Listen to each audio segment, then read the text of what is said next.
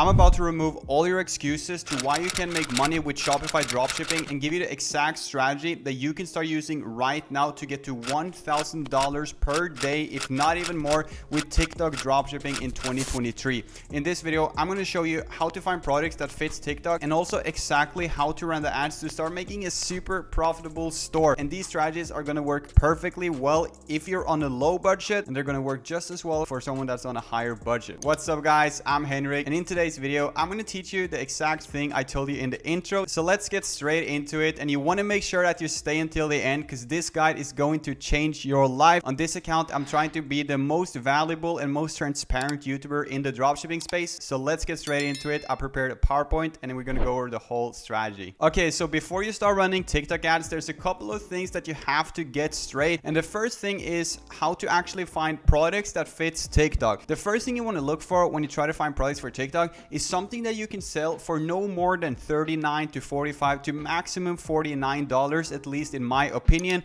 I just think that on TikTok, people aren't there really to shop as much as they are on Facebook, even though it is becoming more of a marketplace. So I like to sell my products relatively low on TikTok, and then I could rather have upsells on my store or any other ways to boost my profit margins. But if you do this perfectly, just like I'm going to teach in this video, you should be good. So how do you find TikTok products, you may ask? Let me show you the exact strategy that I personally used, and I'm going to give you two options so you know which one is the best for you. All right, so we're on AliExpress, and the first strategy is to go down here to the section that is called More to Love. I've shown this in other videos as well, but do not click off because I'm going to teach you the strategy. On More to Love, you can basically dictate the algorithm. So if you click on products that fits dropshipping, you're going to get more of them. You can basically optimize the algorithm to show you what you like. So what are some cool products for TikTok, you may ask? It's very often cool, unique products that could, for example, have a lot of color, like this one. It could be the bubblefish lamp. This one could be awesome too. Some of these are saturated, but they're obviously just examples. As you can see, this one is pretty cool. It's selling for $15. You could put it up on your store for, let's say, $45 could be a reasonable price. Or this product as well, which is basically just a redesign of the jellyfish lamp, if I'm not mistaken. It's a very cool and unique product that I think fits TikTok, and I think you now understand kind of what types of products we are looking to sell on TikTok. It's not your typical problem-solving products that you would sell on Facebook where you address the problem and you make someone's life easier. No, on TikTok, we want to find products that has the wow factor that you buy just off of impulses. Remember, people do not buy what they need, they buy what they want. People always buy based off of impulses. Now, the second strategy to find winning products for TikTok is by going to your Facebook home feed. Every third post on the Facebook home feed is an ad. So if you keep scrolling, you're going to start getting bombarded with ads because Facebook wants those ad buyers money. So if you scroll for some time, you're going to start seeing some e-commerce and dropshipping ads eventually. What you have to do is you got to click on one of the ads, and then you're going to be led straight to the next one. So if you feel like you want to catch a trend and bring it from Facebook over to TikTok, that strategy is definitely very good for you. But if you feel like you're relatively skilled and you kind of know you have like the eyes for winning product and you can just spot them anywhere, then the AliExpress strategy might be better for you. Now, the most important thing on TikTok is the creative. You want to make sure that you have native content that actually fits in the algorithm. In a second, I'm going to show you exactly inside of my own ads manager how to set up the ads. But the thing you have to understand first is that TikTok is a creative, cool type of platform, and you have to take a marketing approach that's somewhat unique, that stands out. You can't just have a boring store and, you know, just work at like you would do on a Facebook ad 5 years ago. You got to make sure that you have a marketing approach that's unique, where you make the product seem super awesome, and also that you have a creative that actually fits on the platform. So you want to have a couple of different variations on your video ads when you do TikTok. I recommend to have 2 to 3 if you want to scale up to 1K a day, because you never know which creative is going to be the best.